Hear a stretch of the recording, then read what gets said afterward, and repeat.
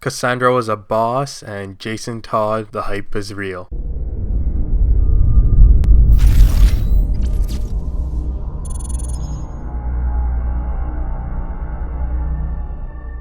Batman and Robin issue 2. So start things off. This chapter just began right where it left off, right into the action. So pretty much Harper got her ass kicked by the assassin. He's ready to go for the final blow, and Cassandra jumps in and saves the day. She gives him a deadly back kick and brings him down. Dick shows up and sees the ruckus going on one of the upper floors and decides to acrobat himself all the way to the top. And then on the side note, some girl sees him and says, "Kiss me, sexy Batman." So the fight continues on, and pretty much you figure out that the assassin knows Cassandra somehow. Either he has some sort of connection, she used to be part of their group, there's something going on between them. So the fight continues, and Harper gets the final blow in. She electrocutes him with her gun. The assassin falls down. Dick saves him because he's right on the balcony, still coming up, and he gets away. So right here, Cassandra, like a boss, tells Dick, just doesn't even say anything, just points towards Harper and jumps down the balcony, pretty much telling Dick that you deal with a girl and I'll deal with the assassin. And shame on you, Dick, man, that you couldn't handle him. Come on, bro. Anyway, so he goes inside to save him, and Stephanie Brown runs in. The girl that said, "Oh, kiss me, sexy Batman," runs in, and Dick's like holy shit, are they selling costumes in cereal boxes now? That was a bit more of a comic relief. So they continue on from there. They're trying to patch her up, and Tim shows up. So Dick asks him, "Oh, like, hey, how'd you know?" And he tells them that, oh, he's bugged Harper's pad. Stephanie Brown starts freaking out, thinking that Tim's being a creep.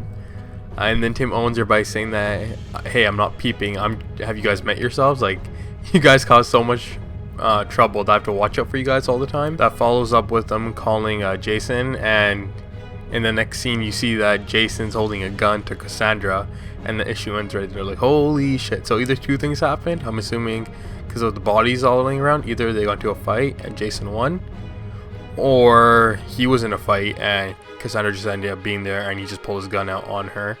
That's why she's on the ground. So it's like kind of iffy, but we'll see what happens. Now, I kept this part separate than the main story, the flashback. I'm probably gonna do this from now on, just because there's a lot of mixing and matching going on. So the flashback was Batman and Dick again.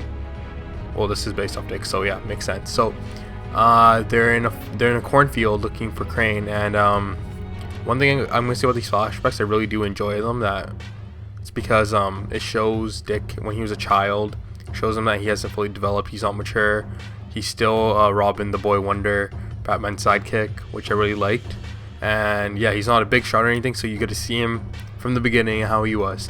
So yeah, so they're still looking for Scarecrow, and Dick's just yelling out random shit trying to get his attention, and Batman tells him to shut the fuck up. So it also reveals some history about Cain. Batman states that he was a genius psychiatrist, and like people trusted him, and now he's like some retard who just like wants to kill people.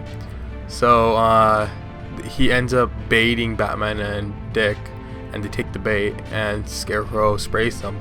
So now under the fear gas, you see Dick's reaction. He sees Catwoman, Joker, Riddler, Penguin, and Batman, and Batman starts telling him that, oh, he's a mistake because of everybody around him. Like, oh, Batman, this guy is tarnishing your name, why do you have him around? And then this is why you see Dick's like emotion about what he thinks about Batman. He responds by saying like he's so sorry that he's not good enough.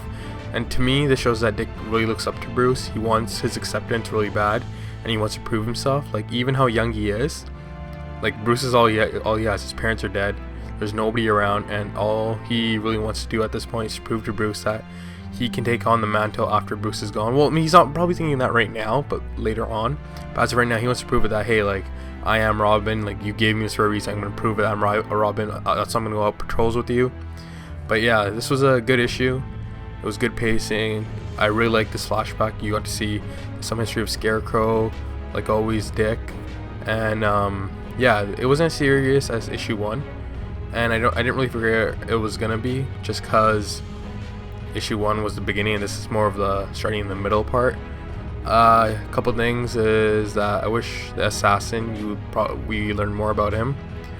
2, Stephanie Brown, what's up with her? All we know is that she's Harper's roommate, randomly, like she wasn't there earlier in the first issue. And yeah, it wasn't as exciting. Like I said, it's issue 2, so it's kind of gonna move towards the building up plot now into the climax, so makes sense. I'm gonna give us about 4 out of 5 stars, so a little bit less than issue 1, just because this is more of a build up. And yeah, so next issue is called Pain and Cain. So I wonder what that's gonna be. It's probably gonna be a gathering of Cassandra and the Bat family, pretty much figuring out, well, the current Bat family figuring out like what the hell's going on, who's mother. Dick is probably gonna explain more like, hey, this is a list of blah blah blah that she gave me, we need to find these people, etc, etc. So yeah, we'll probably see that in issue 3 or even later on. Anyways, just remember to like, comment, rate, and subscribe, and thank you guys. Peace.